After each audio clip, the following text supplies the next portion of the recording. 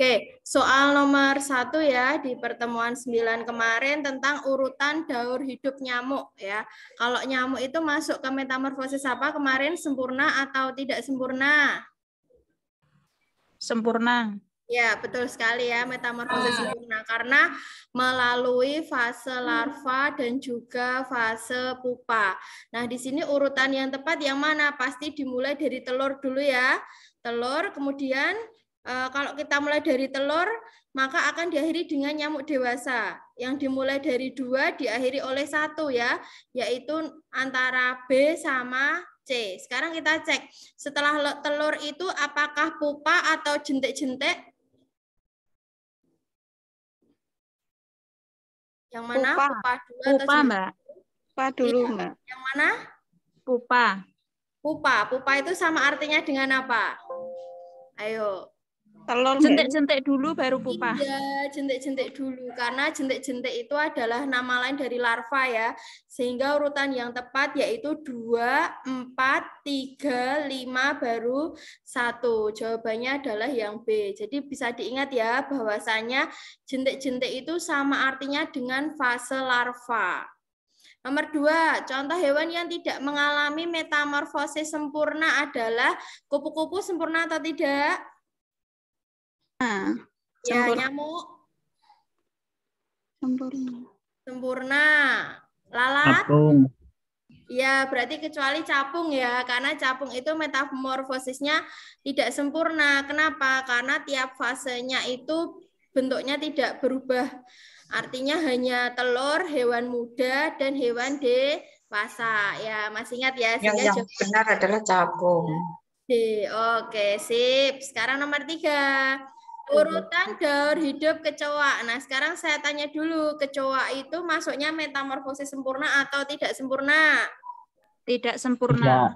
Tidak sempurna. Maka kalau tidak sempurna tidak akan melalui fase larva dan juga fase pupa. Lah, yang betul yang mana? Yang dimulai dari telur, tempayan atau kecoa dewasa dulu? Dimulai dari telur ya. Nah, telur kemudian tempayan atau nama lainnya kecoa muda atau nanti juga bisa nimfa ya. Jadi nimfa itu adalah nama lain dari kecoa muda. Kemudian yang ke tahap terakhir yaitu kecoa dewasa. Sehingga jawaban yang tepat yang mana? Yang B. Nomor 4 mudah sekali. Pada daur hidup nyamuk, jentik-jentik akan berubah menjadi apa? Pupa. Iya, betul sekali pupa ya. Jadi harus diingat, kemarin sudah ada yang tanya, yang merupakan nama lain dari larva pada nyamuk itu adalah jentik-jentik ya, hidupnya di air. Sehingga itu yang harus kita ketahui, maka setelah jentik-jentik berarti pupa. Nomor 5 mudah ini, pada daur hidup kupu-kupu, ulat atau larva akan berubah menjadi kepompong ya, atau pupa, betul sekali. Nah, ini nomor 6 kita masuk ke gerak ya. Benda dikatakan bergerak apabila apa? Apabila bagaimana? Apakah A, jarak benda tidak berubah? Kalau jarak benda tidak berubah berarti dia melakukan gerak atau tidak? Tidak ya. Yang B, kedudukan benda berubah. Nah, kalau dia sudah kedudukannya berubah berarti dia telah bergerak. Sehingga jawabannya yang mana yang tepat? Jawabannya yaitu yang B. Benda dikatakan bergerak apabila kedudukannya berubah terhadap benda lain. Nomor 7. Gerak matahari dari timur ke barat merupakan contoh gerak apa ya ini ya? Gerak matahari. Sebenarnya yang bergerak matahari atau bumi ya? Yang bergerak. Bumi. Bumi, benar sekali. Jadi matahari itu tidak bergerak, tetapi seolah-olah bergerak ya, seolah-olah bergerak. Maka yang tepat adalah yang mana? Gerak semu. Ya, karena sebenarnya yang bergerak itu bukanlah matahari, tetapi bumi.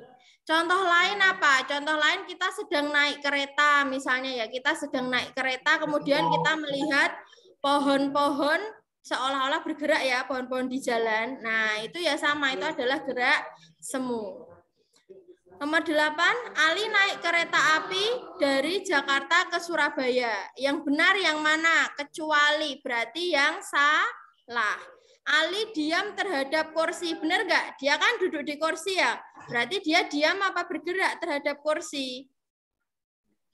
Dia diam ya, karena Ali terhadap kursi tidak mengalami perubahan kedudukan. Kalau yang B, Ali bergerak terhadap stasiun. Benar kan ya? Kenapa? Karena posisinya Ali terhadap stasiun itu berubah. Kalau yang C, kereta api bergerak terhadap stasiun. Benar atau tidak? Kereta apinya bergerak terhadap stasiun juga benar, ya kan? Karena apa? Berubah kedudukannya. Nah, sekarang yang mana ya yang tidak bergerak? Berarti yang D, Ali bergerak terhadap masinis. Nah, tidak, karena Ali dan masinis berada pada kereta yang sama. Berarti dia tidak mengalami perubahan kedudukan. Itu ya, itu adalah konsep dari bergerak. 9. Saat sebuah benda bergerak dengan kecepatan tetap, nah kemarin sudah saya singgung di hukum Newton 1, ya kan? Hukum Newton 1, ketika benda itu diam dan benda itu bergerak dengan kecepatan tetap, maka cenderung mempertahankan kedudukannya atau disebut dengan resultan gayanya bisa saja sama dengan 0 ya, bisa saja sama dengan 0. Nah, sekarang kita cek yang paling tepat yang mana? Apakah yang A atau yang D? Nah, yang mana yang paling tepat? Yang paling tepat adalah yang D. Kenapa? Karena kalau kecepatannya tetap, di sini saya tulis kecepatannya tetap. Nah, kalau kecepatannya tetap itu artinya begini, Bapak Ibu. Artinya kecepatannya tuh dari awal sampai akhir sama terus, ya. Sama terus, misalnya 20 meter per sekon, ya 20 meter per sekon terus. Artinya tidak ada perubahan percepatan. Kapan disebut mengalami percepatan? Jika kecepatannya semakin bertambah tinggi. Misal jenengan mula-mula kecepatannya 10. Terus naik menjadi kecepatannya 70. Nah, itu berarti mengalami percepatan. Ngegas. Nah, digas itu namanya mengalami percepatan. Sebaliknya, ketika awalnya kecepatannya 40, kemudian berhenti. Nah, berhenti itu kan kecepatannya 0. Itu berarti mengalami perlambatan. Nah, tetapi ketika kecepatannya tetap terus, artinya 20 terus, itu berarti tidak mengalami percepatan atau percepatannya akan sama dengan 0. Itu ya, itu konsep dari percepatan dan juga kecepatan. Oke. Ada yang mau tanyakan tentang percepatan sama kecepatan dulu? Oke, saya lanjut ya. Di nomor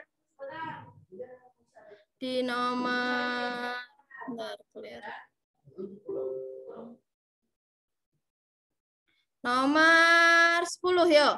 Sebuah mobil bergerak dengan kelajuan rata-rata 80 km per jam selama 60 menit. Pertanyaannya adalah jarak. Yo, ini berarti hubungan sama jarak, kecepatan, dan waktu. Ini ya segitiganya ya. Silahkan sambil ditulis segitiganya, yaitu Jokowi. Jarak, kecepatan, sama waktu. Ya, jarak, kecepatan, sama waktu. Ketika kita mencari jarak, maka caranya adalah kecepatan kita kali dengan waktu. Ya, kalau kita nyari jarak, berarti jaraknya kita tutupi. Sehingga caranya yaitu bagaimana? Ini, kecepatan dikali dengan waktu. Ya, Jokowi ya, ingat ya. Jarak sama dengan kecepatan dikali dengan waktu. Nah, ini biar paham ya konsepnya. Jadi kalau mencari jarak itu bagaimana? Kecepatan rata-rata dikali waktunya. Nah, sekarang kalau kita mau mencari kecepatan. Nah, sekalian ya, kalau mencari kecepatan bagaimana? Maka ini kecepatannya kita tutup. Nah, kecepatannya kita tutup. Berarti tinggal apa? Jarak per. Ini tuh per ya, ini tuh per waktu ya. Berarti kecepatan sama dengan jarak per waktu. Nah, sekarang sebaliknya ya. Sebaliknya kalau yang mau dicari adalah waktu. Tak ulang lagi, tadi segitiganya namanya Jokowi. Jarak, kecepatan, sama waktu. Nah, gimana kalau mau mencari waktu? Waktunya berarti kita tutup. Nah, tinggal apa ini? Jarak. Ini tuh per kecepatan. Jadi kalau mau mencari waktu adalah jarak dibagi dengan kecepatan. Nah, ini ya, ini konsep segitiga Jokowi, jarak, kecepatan, dan waktu. Nah, pertanyaannya di sini kelajuannya kan 80 km per jam, ya kan? Sedangkan waktunya di sini 60 menit. Nah, berarti satuannya belum sama. Ini kan mintanya jam. Ini menit, berarti kita ubah dulu. 60 menit itu berapa jam? 60 menit adalah 1 jam. Nah, ya. Sehingga kalau kita mau mencari jarak di sini kecepatan kali waktu kan? Kecepatan sama kelajuan sama, berarti berapa ini kecepatannya? 80 dikali dengan waktunya adalah 1 ya. 80 dikali 1, bukan 80 kali 60 ya. Nah, 80 dikali 1 berapa jawabannya? 80. Sehingga jawabannya adalah yang C. Nah, seperti ini ya. Ada pertanyaan tentang jarak, kecepatan, dan waktu? Silakan boleh dicatat dulu ya kalau yang mau mencatat.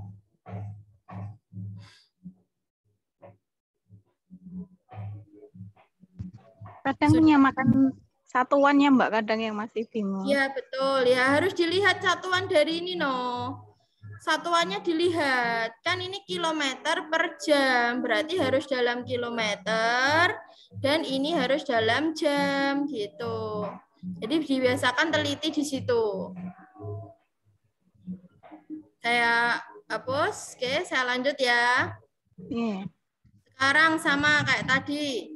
Budi berlari dengan kelajuan 6 meter per sekon. Nah, ini berarti K ya. K-nya 6 meter per sekon. Berapa selang waktu yang dibutuhkan untuk berlari sejauh 1,5 km? Nah, ini tadi saya bilang. Ini kelajuannya kan masih jatuhannya adalah meter, sekon. Nah, ini kilometer. Berarti kita ubah dulu menjadi meter. Berapa meter? Kilometer 1,5 kilo. 1 kilo 1000 ya. Berarti berapa? 1.500 meter. Nah, kan harus begitu. Berarti bagaimana nanti cara mencari waktu? Waktu rumusnya apa? Waktu adalah tadi jarak dibagi dengan kecepatan. Jaraknya pakainya yang mana? 1.500. Ya. Karena harus diubah tadi saya bilang. Jadi ini 1.500 kita bagi dengan 6. 1.500 dibagi 6. Berapa? Jawabannya adalah 250. Nah, cara membagi kemarin sudah saya beri cara yang mudah ya. Jadi jangan takut untuk membagi. Caranya 1.500, kemudian ini kita bagi dengan 6. Nah, berapa nih? 15 dibagi 6, dapatnya 2. Sisanya 3. Nah, sisanya tulis di belakangnya. Ini angka 30 ya, dibagi 6 berarti 5. Nah, ini nolnya naik. Nah, 250. Sehingga jawabannya adalah yang D.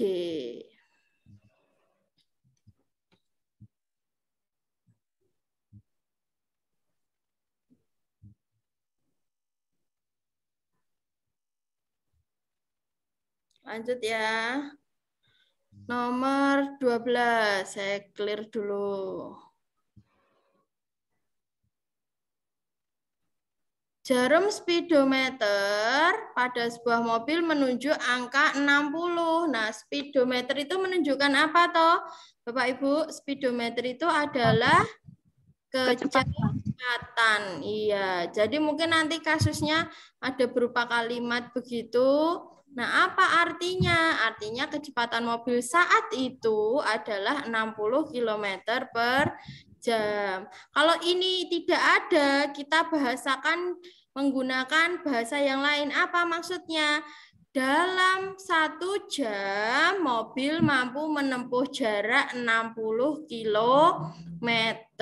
Jadi maksud daripada kecepatan 60 km per jam itu adalah dalam 1 jam mampu menempuh jarak 60 km. Nah, gitu ya. Nomor 13, sifat kelembaman. Sifat kelembaman kemarin ada pada hukum Newton berapa? Ada pada hukum Newton 1 ya. Apa arti sifat kelembaman kemarin? Nama lain kelembaman adalah inersia ya. Sambil dibuka ya, sambil dibuka kemarin materinya. Oh, nama lain dari kelembaman itu inersia. Apa arti inersia di sini? Adalah benda itu akan mempertahankan kedudukannya. Kalau diam akan tetap diam, dan kalau bergerak lurus beraturan juga akan tetap bergerak lurus beraturan. Kalau yang A ini kurang tepat, kenapa? Karena ini adalah akibat dari adanya gaya gravitasi ya. Kalau benda selalu ingin berubah keadaannya, ini tidak.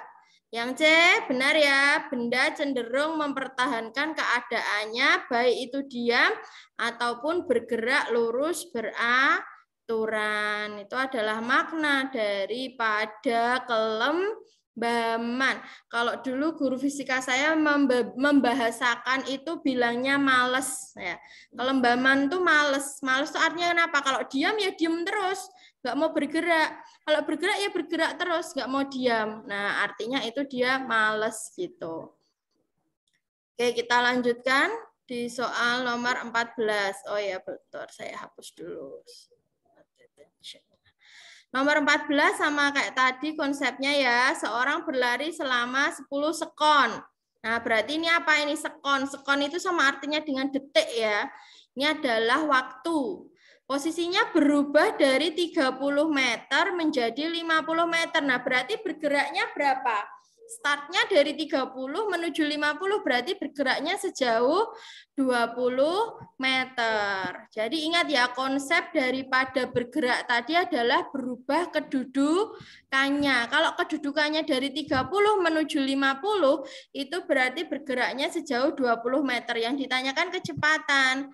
Kecepatan rumusnya apa? Jarak dibagi dengan waktu ya. Jaraknya berapa? Berarti tadi jaraknya adalah yang dia lalui tadi 20, kemudian waktunya berapa? Waktunya adalah 10 sekon. Sudah sama ya. Jadi di sini sudah meter, sudah sekon, di sini juga meter per sekon. Nah, jadi harus hati-hatinya di situ. Maka 20 dibagi 10 jawabannya adalah 2. Nah, gitu ya. Jadi itu yang harus diteliti, harus dipahami. Nomor 15, apa makna daripada percepatan? Jadi harus tahu percepatan itu apa. Percepatan tadi saya bilang, kalau jenengan membayangkannya sedang naik sepeda motor, ya kan? Kalau mula-mula jenengan di angka speedometernya menyatakan 20, kemudian jadi 60, itu artinya panjenengan sedang melakukan percepatan. Sehingga apa itu percepatan? Percepatan itu adalah perubahan kecepatan. Ya, ini salah ya. Ini salah ini kuncinya. Yang betul adalah yang D. Saya lupa memperbaiki.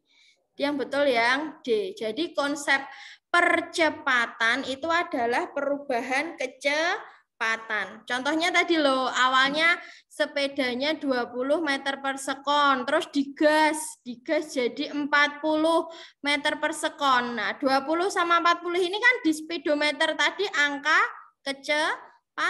kecepatannya meningkat dari 20 menjadi 40.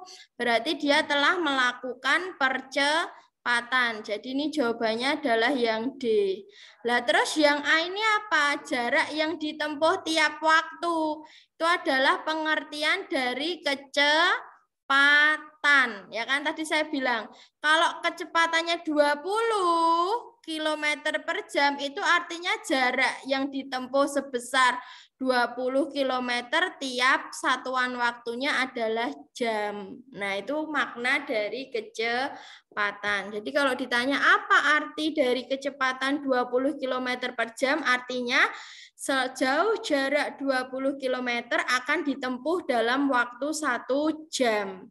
Kalau kecepatannya 60 km per jam berarti jarak sejauh 60 km akan ditempuh dalam waktu 1 jam. Begitu seterusnya. Nah, ini adalah definisi dari percepatan, yaitu perubahan kecepatan tiap selang waktu tertentu. Nah, kalau pengurangan kecepatan apa namanya? Namanya itu perlambatan. Contohnya awalnya jenengan ini naik sepeda motor kecepatannya 40, tapi kemudian direm karena ada kucing lewat ya. Terus direm, berhenti. Berhenti itu kecepatannya 0. Nah, dari kecepatan 40 menjadi 0 ini berkurang. Ini namanya sedang melakukan apa? Melakukan perlambatan. Nah, gitu ya. Nomor 16. Nah, sekarang kita masuk ke cara menghitung percepatan. Kereta api bergerak dengan kecepatan mula-mulanya 80 meter per sekon. Kereta tersebut perlahan-lahan direm hingga selang 20 sekon berhenti. Nah, berarti kecepatannya dari berapa? Dari 80 menjadi berapa kalau berhenti? Kecepatannya menjadi 0 ya di sini. Waktunya berapa? Waktunya itu ternyata selama 20 sekon atau 20 detik. Nah, satuan dari percepatan juga harus diperhatikan. Di sini satuannya meter per sekon kuadrat ya. Kenapa? Karena rumus dari percepatan itu adalah kecepatan dibagi dengan waktu. Kalau kecepatan kan satuannya meter per sekon, dibagi lagi dengan sekon, maka menjadi meter per sekon kuadrat. Nah, sekarang kecepatannya berapa? Yang akhir dikurangi yang awal, akhirnya berapa? 0. Awalnya 80, berarti 0 dikurangi 80, berapa? Negatif 80. Dibagi dengan waktu ya, maaf, percepatan tadi simbolnya A ya dari kata acceleration. Negatif 80 dibagi waktunya berapa? 20 sekon. Nah, berarti negatif 80 dibagi dengan 20 jawabannya adalah negatif 4. Hati-hati dengan tanda ya. Apa ini arti dari negatif? Artinya sedang melakukan perlambatan.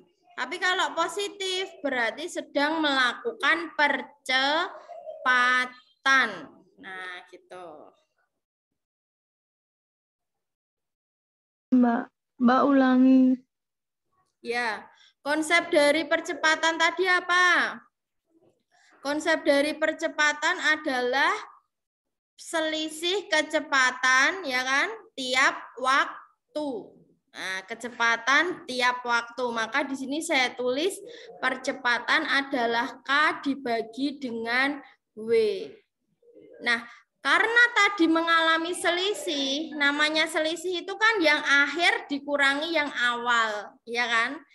Yang namanya selisih itu kan terakhir berapa? Oh, 0. Kenapa 0? Karena tadi berhenti. Kalau berhenti itu jenengan cek angka di speedometer berapa kecepatannya? 0 kan? Nah, maka di sini dari 0 dikurangi dengan mula-mulanya tadi 80. Maka 0 dikurangi 80 adalah negatif 80. Ya, negatif 80 per berapa waktunya? Selama berapa? Oh, selama 20 sekon. Berarti negatif 80 dibagi dengan 20. Berapa jawabannya? Negatif 4. Berarti apa percepatan itu sama dengan J ya Mbak ya? Beda ya? Apa sih? Rumusnya kalau percepatan K per B gitu ya Mbak ya? Ya ini rumus beda, bukan jarak kecepatan. Nah, kalau jarak kan kecepatan dikali waktu. Nah ini A ini loh, A, acceleration, percepatan. Ya, apa definisi dari percepatan tadi? Apa? Percepatan adalah Perubahan kecepatan tiap waktu. Nah, maka kalau jadi rumus seperti ini kan, perubahan kecepatan tiap waktu. Nah, namanya perubahan itu berarti yang akhir dikurangi yang awal. Kenapa tadi ini hasilnya negatif? Karena melakukan perlambatan. Bayangkan ngerem, set. Nah, itu kan berarti perlambatan, ya kan? Dari yang awalnya punya kecepatan menjadi berhenti. Sebaliknya kalau digas misalnya dari 0, kan mula-mula diem ya sepeda motornya ya. Digas menjadi kecepatannya 40 km per jam. Selama dalam waktu katakanlah 10 sekon. Nah, berarti kalau kayak gini percepatannya berapa? 40 dikurangi 0 berapa? 40 per waktunya berapa? 10 sekon. Sehingga ini percepatannya positif ya. Berapa? Positif berapa? Oh, positif 4. Gitu ya. Jadi jangan dihafal, tapi dipahami kalau bayangkan ketika naik sepeda motor. Tuh. Oke, paham ya? Jadi percepatan tuh nggak ada hubungannya dengan rumus JKW, nggak ada, sudah beda. Sudah? Saya hapus ya, lanjut ke nomor 17.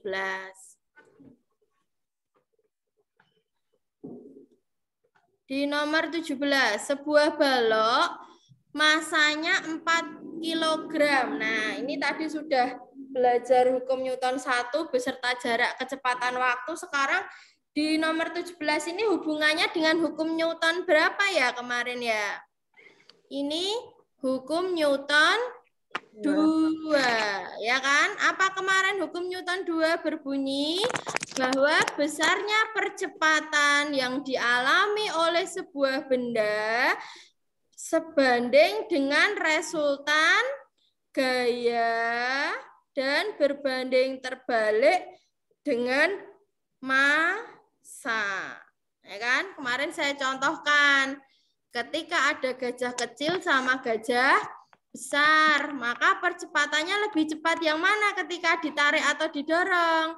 Lebih cepat gajah yang kecil karena masanya kecil, maka percepatannya berbanding terbalik menjadi besar. Sebaliknya, kalau ada sebuah meja didorong 2 orang sama didorong 1 orang, lebih cepat mana bergeraknya? Lebih cepat kalau didorong 2 orang. Kenapa? Gayanya semakin besar. Nah, sekarang pakai rumus ini. Masanya diketahui 4 kilo. Nah, ini kan 4 kilogram.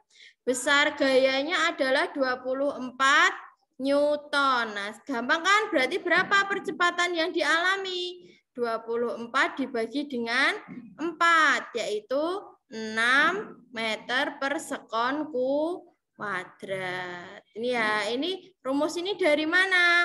Dari hukum Newton 2. Jadi harus paham konsep, jangan hanya nanti hafal hitungannya saja ya. Jadi hukum Newton 2 tadi menyatakan bahwa percepatannya itu akan sebanding dengan gaya dan berbanding terbalik dengan massa. Jenengan ngeten niku dibayangke mawon nek misal bingung. Nah, hukum Newton yang kedua. Kalau hukum Newton 1 yang tadi yang sifat inersia atau kelembaman. Saya lanjut ya. Nomor 18.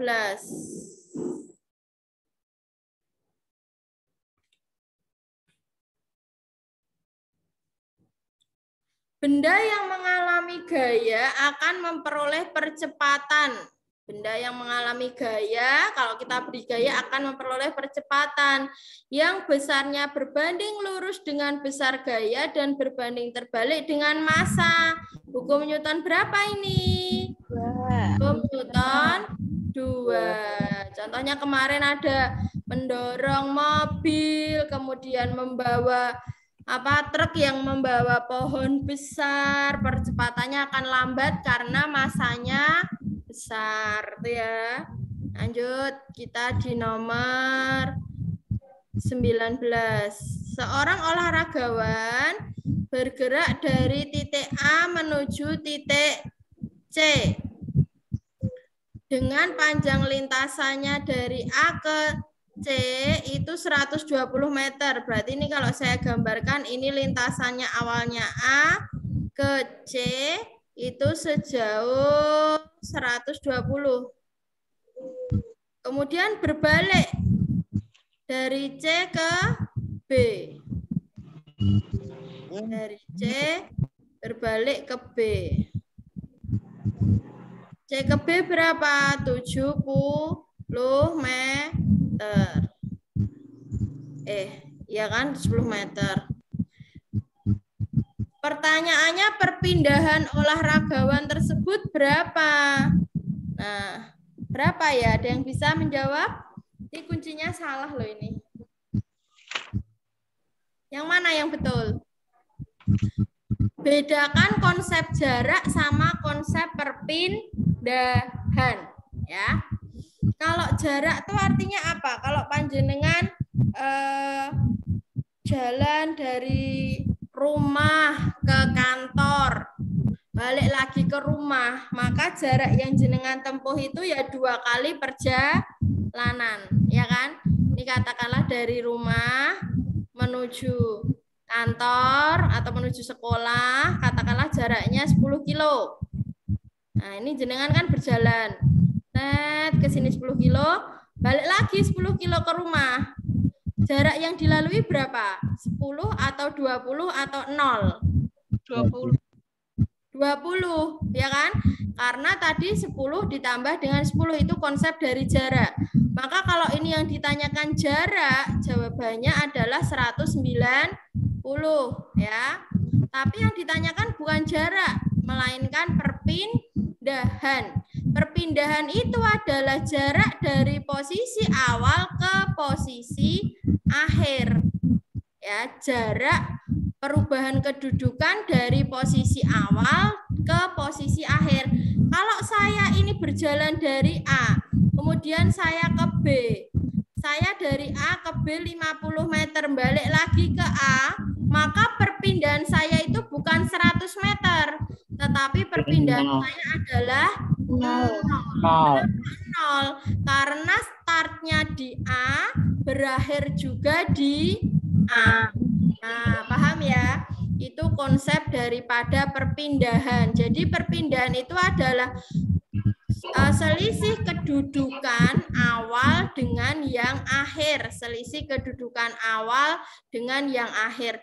Nah, maka kalau di soal nomor 19 ini, dari A ke C kan 120, balik lagi ke sini 70. Nah, kalau jarak benar 190, tapi kalau perpindahannya berapa dari A ke B kan ya, berarti titik akhirnya dia. Berapa ini perpindahannya? Perpindahannya adalah 50. Sehingga jawabannya yang benar yang mana? Yang D. Nah, paham ya? Jadi memang saya klarifikasi di pas kelas bersama, jadi biar paham. Itu ya, itu perbedaan daripada jarak dan perpindahan.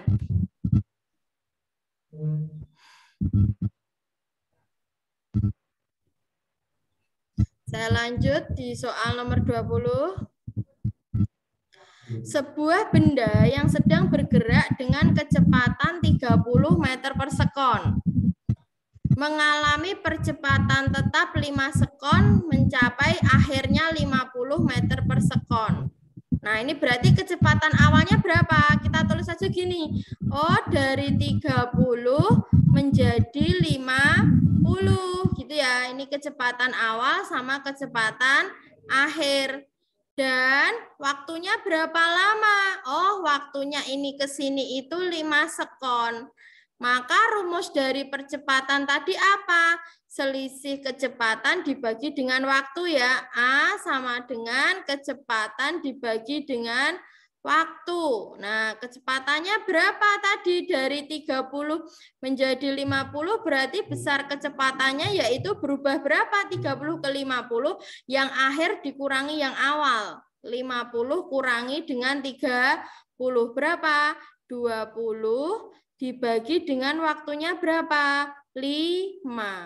Berapa 20 dibagi 5? Jawabannya adalah 4. Nah, sudah paham ya percepatan?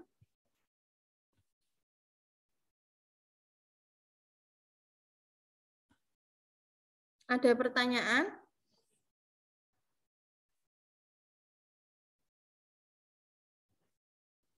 Oke, kalau tidak ada saya lanjutkan di pertemuan 10. Yang tadi malam ya. Yo. Pada lampu senter, nah bayangkan dulu lampu senter yo. Lampu senter itu masuknya menggunakan yang mana ya? Yang menggunakan cermin cembung atau cermin cekung? Cermin cekung ya. Lampu senter itu nanti sama aja dengan sendok ya. Itu cekung. Maka apa tujuan daripada cermin cekung? Sifat cermin cekung kemarin sudah saya bahas ya. Sifat dari cermin cekung itu adalah konvergen. Apa artinya konvergen? Artinya apa? Mengumpulkan. Ya, betul sekali. Sehingga kenapa ya? Biar fokus, biar cahaya daripada lampunya itu, walaupun cahaya lampunya itu redup, tapi kalau difokuskan di satu titik, maka akan berkumpul dan lebih terang. Kalau yang menyebar ini sifat dari apa? Menyebar. Sifat daripada cermin cembung. Itu ya, nomor 1. Saya lanjut di nomor 2.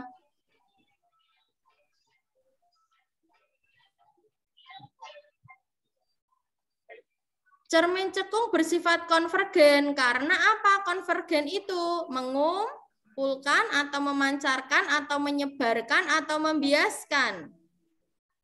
Mengumpulkan. Iya, betul. Cermin cekung konvergen itu artinya mengumpulkan biar berkumpul jadi satu. Nomor 3.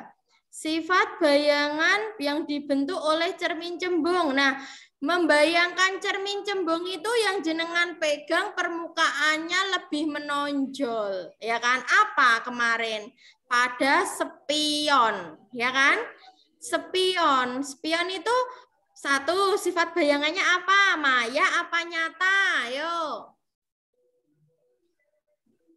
Maya. Maya. Kenapa Maya?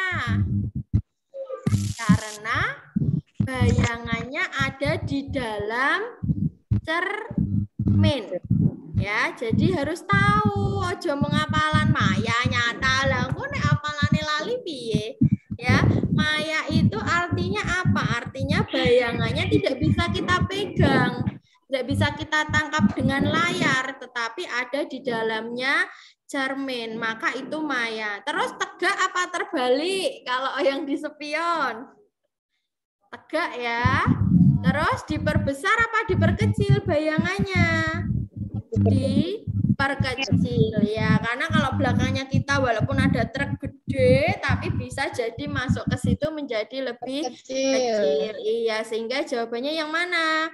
Maya, tegak, diperkecil. Betul. Tadi sekali lagi kaca spion menggunakan cermin apa? Kaca spion, cembung apa cekung? Cembung. Jenengan kalau lupa caranya dibayangkan aja, jenengan pegang spion. Itu lebih menonjol apa lebih nyekung? Oh, lebih Nonjol. Kalau sama artinya ketika senter sama sendok. Senter sama sendok permukaannya cekung apa mencembung? Oh, dia cekung gitu loh ya. Jadi seperti itu, jangan dihafal.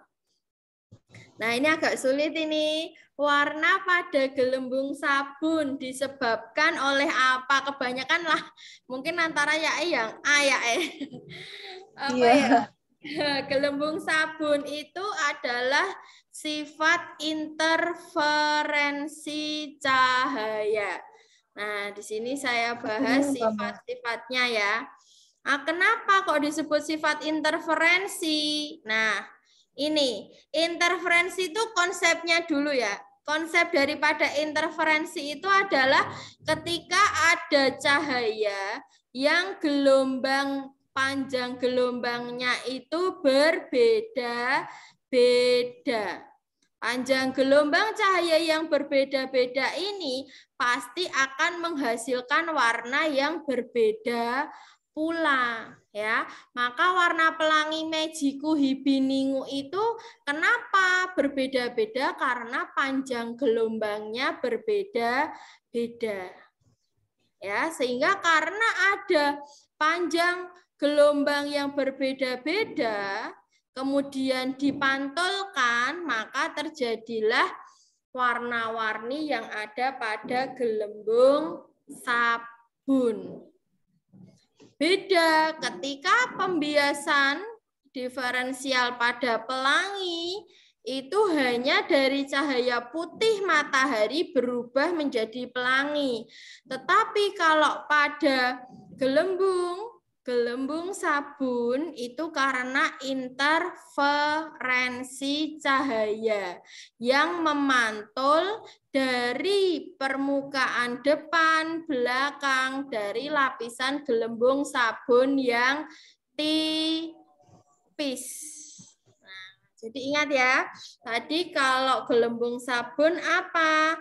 Interferensi. Tapi nanti di soal itu tidak hanya interferensi. Interferensi karena harus tahu kenapa interferensi. Karena tadi panjang gelombangnya itu berbeda-beda. Panjang gelombang yang memantul itu berbeda-beda sehingga menimbulkan berbagai macam warna. Nanti saya kirim kok materinya. Nomor 6. Nah, kalau pelangi. Pelangi itu apa? Pelangi itu adalah dispersi. Nah, sekarang saya bahas satu persatu, kemarin belum dibahas ya. Yang pertama, cahaya merambat lurus. Kalau ini saya rasa sudah paham ya. Cahaya merambat lurus, contohnya kalau kita nyalakan senter, itu kan ya nggak mungkin mau bengkong gitu. Terus apalagi celah kecil yang ada pada jendela atau celah kecil pada genteng, itu kan juga kalau mengeluarkan cahaya juga akan lurus. Kemudian ada juga sinar laser. Sinar laser ini kan juga lurus ya, itu adalah bukti daripada cahaya merambat lurus. Yang kedua, cahaya menembus benda bening. Cahaya menembus benda bening itu contohnya apa? Ya contohnya ketika ada benda bening maka cahaya akan dapat melaluinya. Contohnya bolam bening ya kan, mampu meneruskan cahaya. Yang ketiga, pemantulan. Pemantulan itu nama lainnya adalah refleksi. Mantul. Ya, mantul karena apa? Karena adanya cermin, ya kan? Contohnya, buktinya apa? Kita nyalakan senter, kita taruh ke cermin, maka cahayanya akan memantul. Nah, pemantulan sendiri ada dua, pemantulan teratur dan pemantulan baur. Kapan pemantulan teratur terjadi? Ketika cerminnya datar atau rata. Kapan pemantulan baur terjadi? Ketika memantul pada hal yang tidak rata. Tadi sudah ya, nama lain pemantulan adalah refleksi. Nah, sekarang yang keempat. Yang keempat yaitu pembiasan. Nama lain pembiasan adalah refraksi. Pernah ini kalau anak-anak kelas 4 saya ajak praktek ya.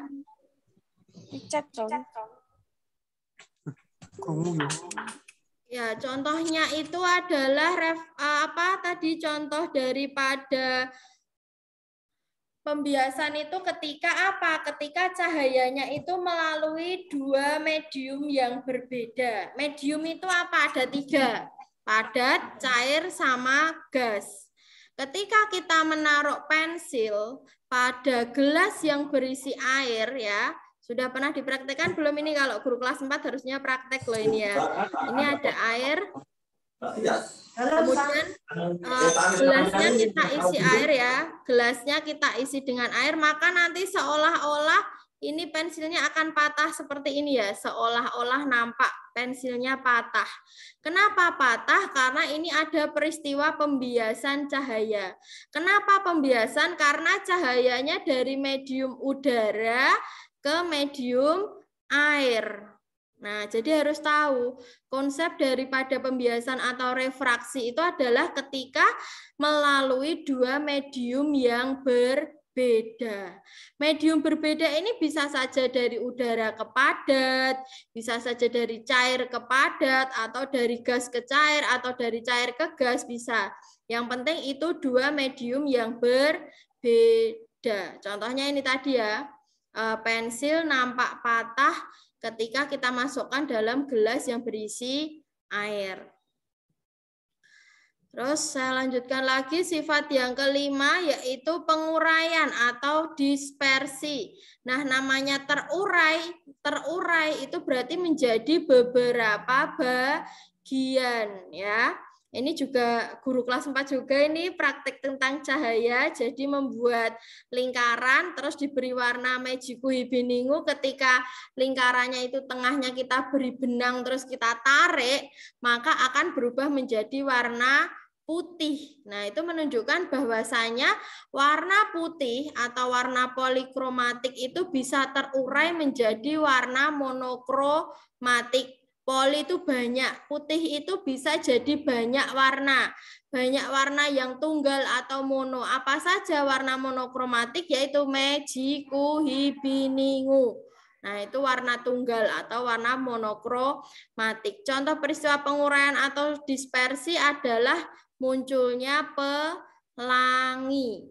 Kenapa kok bisa muncul pelangi? Karena cahaya matahari kita tuh sebenarnya warnanya putih. Kemudian terurai karena terkena titik-titik air hujan ya, tetesan air hujan. Maka warna yang awalnya putih itu berubah menjadi warna monokromatik yaitu Mejiku Hibiningu. Nah, itu adalah penjelasan dari penguraian atau dispersi. Yang ke-8 adalah difraksi. Nah, kalau difraksi itu pelenturan. Ternyata juga bisa membelok ya. Contohnya membeloknya itu bukan belok melengkung gitu, tidak. Yang dimaksud dari difraksi ini adalah pembelokan arah cahaya saat dilewatkan pada celah sempit. Ya kan? Karena apa? Maksudnya begini kan, awalnya kan katanya kecil segini. Tapi kemudian nanti bisa menjadi, nah, ya toh, hasilnya kan menjadi sebuah gini ya. Cahaya yang muncul dari celah sempit itu adalah difraksi. Memiliki energi sudah tahu ya pasti, karena cahaya matahari itu bisa kita gunakan untuk berjemur ya, memiliki energi. Yang terakhir, yang ke-8 yaitu mampu merambat tanpa medium. Artinya walaupun tidak ada padatan cairan atau gas, tetapi cahaya itu masih bisa merambat. Ya contohnya itu cahaya matahari bisa sampai ke bumi itu kan juga tanpa medium ya, tanpa zat perantara. Karena di ruang angkasa itu kan hampa udara, tapi nyatanya cahayanya juga bisa sampai dengan bumi. Yang ke-9 bersifat dualisme, artinya apa? Artinya cahaya itu bisa disebut sebagai gelombang, bisa juga disebut sebagai partikel. Tapi kalau ini jarang dibahas ya, kalau di materi SD kan belum. Yang ke-10 dapat dipancarkan dalam bentuk radiasi. Nah, kemarin ada yang tanya radiasi itu apa? Energi yang dipancarkan tanpa zat perantara. Contohnya ketika kita sedang berjemur, ya kan, kita mendapat cahaya matahari itu tanpa zat perantara. Contohnya lagi ada api unggun. Nah, api unggun itu juga tanpa zat perantara. Kita dengan api tidak perlu bersentuhan, tapi kita bisa merasakan hangatnya api unggun. Yang ke-11 interferensi. Interferensi tadi contohnya adalah apa? Gelembung pada sabun ya. Itu interferensi. Kapan terjadi interferensi? Ketika panjang gelombangnya berbeda-beda. Nah, sekarang yang nomor 7, warna biru pada langit. Nah, pernah nggak kita berpikir kenapa langit itu berwarna biru? Padahal seharusnya langit itu tidak berwarna, ya kan? Tapi kenapa mata kita itu menangkap warna pada langit itu warna biru? Karena itu adanya polarisasi. Nah, sekarang saya jelaskan contoh-contoh ya yang biar lebih enak menghafal dan memahaminya. Yang pertama tadi dispersi atau penguraian. Contohnya apa? Pelangi. Interferensi. Apa contohnya?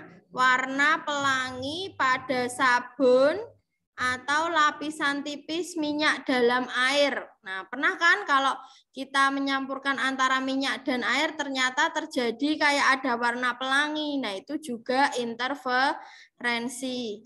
Difraksi. Difraksi itu contoh lainnya juga ada peristiwa matahari kembar. Sebenarnya mataharinya juga cuma satu, tetapi kita melihatnya dari bumi seolah-olah kembar. Yang keempat yaitu polarisasi. Polarisasi contohnya apa? Langit nampak biru. Kenapa kok bisa? Karena ini cahaya matahari yang merambat ke bumi itu melewati partikel udara yang ada di atmosfer. Benar kan? Kalau ini katakan bumi, ini maka ada atmosfer dulu yang melindungi bumi, baru ini cahaya dari matahari. Nah, karena adanya si cahayanya tadi harus menembus melewati atmosfer, maka ternyata tidak semua cahayanya itu akan masuk, tetapi hanya cahaya yang memiliki panjang gelombang yang pendek saja yang bisa masuk, yaitu warna apa? Warna biru. Ya, saya ulangi, kenapa tadi polarisasi? Karena cahaya matahari untuk masuk ke bumi harus menembus atmosfer. Ya kan? Nah, di mana ketika menembus atmosfer, cahaya itu harus mengalami hamburan partikel. Artinya hanya yang lebih pendek saja yang bisa masuk ke dalam bumi. Lah, yang bisa masuk itu hanyalah warna biru. Itulah kenapa cahayanya berwarna biru. Contoh penerapan polarisasi adalah pada filter kamera. Ya. Penggunaan filter dapat membuat hasil fotografi lebih jelas dan pastinya mampu mereduksi itu mengurangi cahaya yang tidak diperlukan.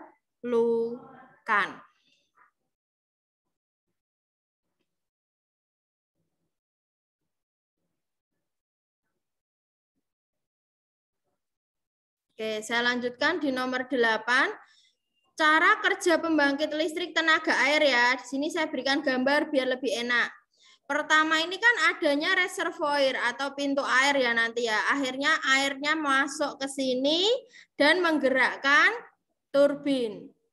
Turbin akan menggerakkan generator yang akan menghasilkan listrik. Fungsi trafo adalah untuk menaikkan atau menurunkan daya. Baru nanti disambungkan ke sutet.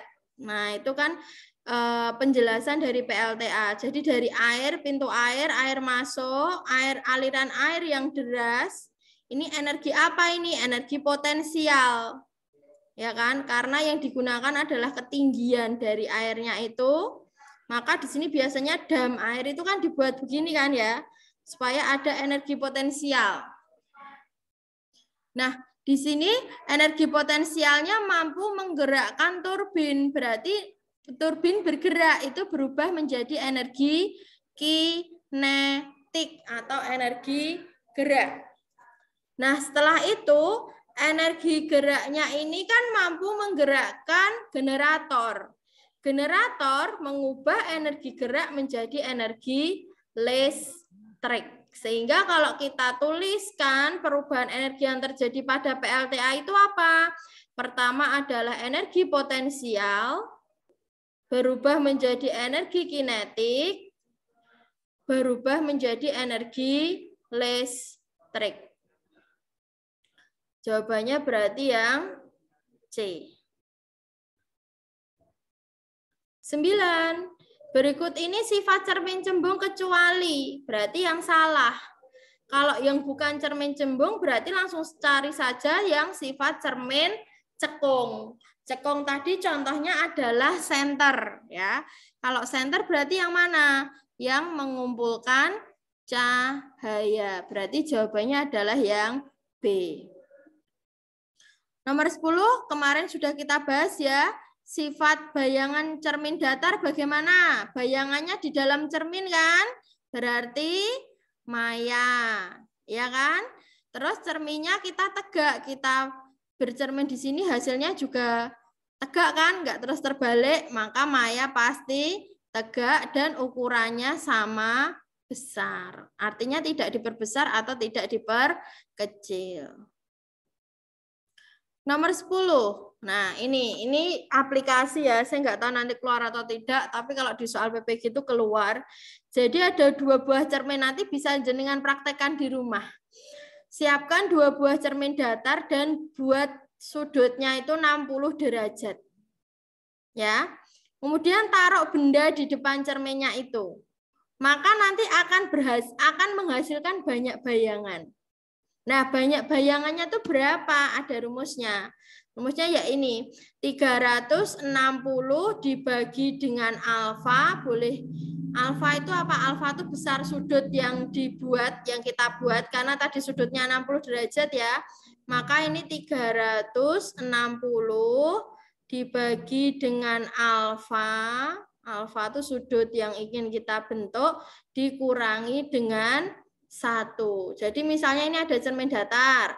Terus ini jenengan pasangi lagi cermin. Ya, sudutnya ini 60 derajat.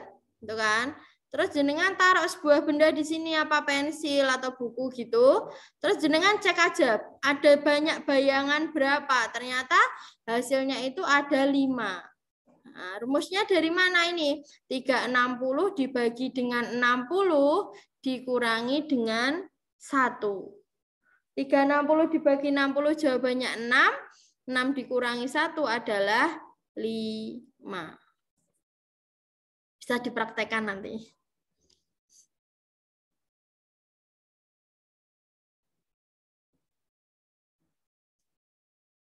Saya lanjut ke nomor 12. Seorang yang tinggi badannya 178 cm berdiri di depan cermin.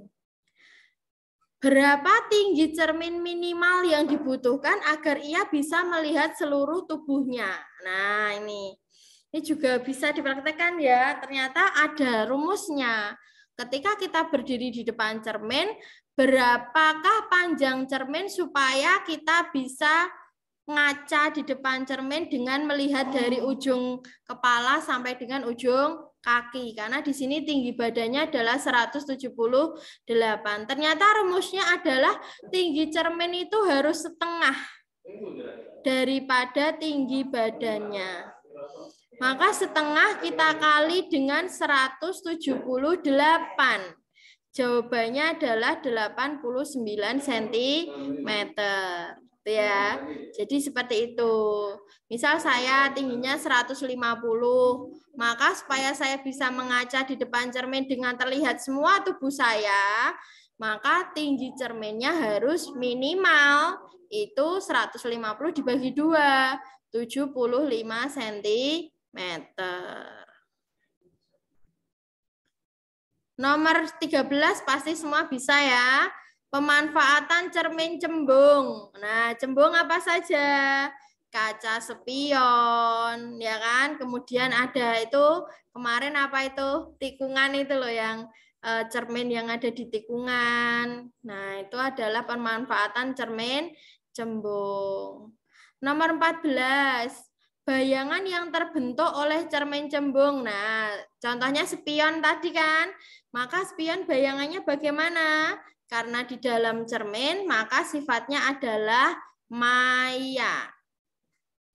Tegak, iya, karena posisi mobil, motor yang kita lihat kan juga tegak, tidak menjadi terbalik. Kemudian diperbesar apa diperkecil? Ya, pastinya diperkecil dari ukuran yang sesungguhnya. 15. Seberkas cahaya sejajar dijatuhkan pada lensa cekung. Nah, ini. Lensa cekung itu sifatnya sama dengan cermin cembung. Ya, saya ulang lagi. Sifat daripada lensa cekung itu sama dengan cermin cembung. Kalau cembung itu apa menyebar apa fokus? Kalau cermin cembung?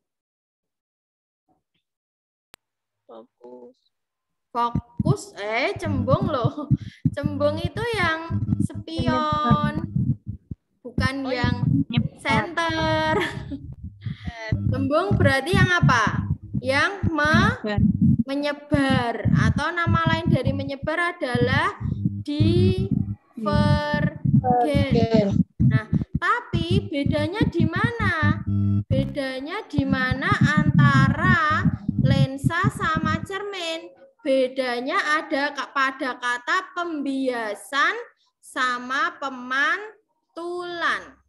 Kalau lensa itu fungsinya membiaskan.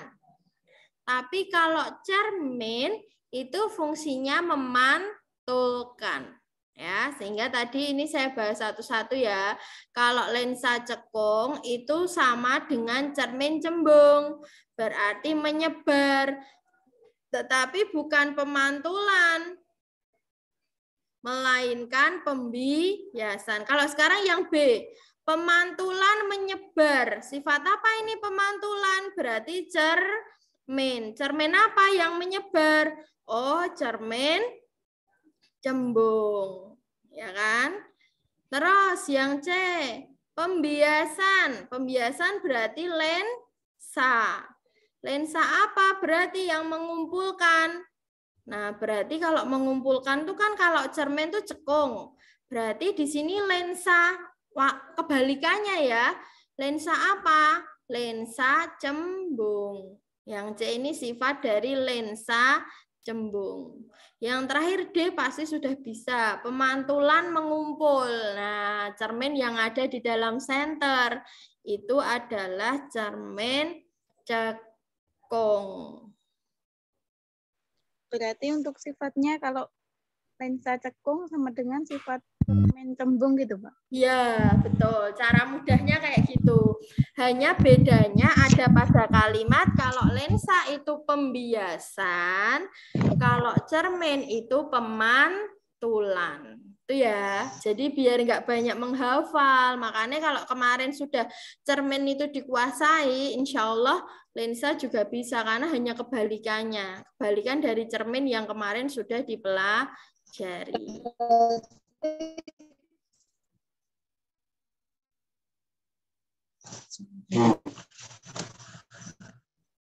Jadi kalau mau kita catat bersama, ini ada kata ini pembiasan menyebar. Pembiasan berarti lensa apa cermin? Lensa. Menyebar itu kan cermin, yang nyebar itu cermin cembung. Jadi kalau lensa kebalikannya, lensa apa? Cekung, gitu ya. Jadi yang A itu lensa cekung. Kalau yang B pemantulan menyebar. Pemantulan itu berarti cermin. Yang menyebar juga cembung. Ya sudah, cermin cembung. Yang C, pembiasan. Pembiasan berarti lensa. Mengumpul. Nah, kan kebalikannya kita cek. Yang mengumpul itu cermin cekung kan? Nah, kalau yang mengumpul itu cermin cekung berarti lensa kebalikannya, lensa cembung. Yang D, pemantulan mengumpul. Pemantulan berarti cermin. Mengumpul berarti pada center. Cermin apa? Cekung. Iya, gitu ya. Ternyata mudah, daripada menghafal satu persatu akhirnya bingung. Jadi cermin sama lensa itu sifatnya berkebalikan. Tadi saya bilang, kalau cermin cekung sama dengan lensa cembung. Kalau cermin cembung sama dengan lensa cekung. Oke, ini karena nanti juga mau persiapan Jumatan. Jadi saya cukupkan sekian, nanti malam kita matematika ya. Dengan materi yang sudah di-request. Nanti malam jam 7.30. Filenya ini saya kirim di Telegram beserta dengan rekamannya, artinya yang tadi tertinggal bisa nanti menyaksikan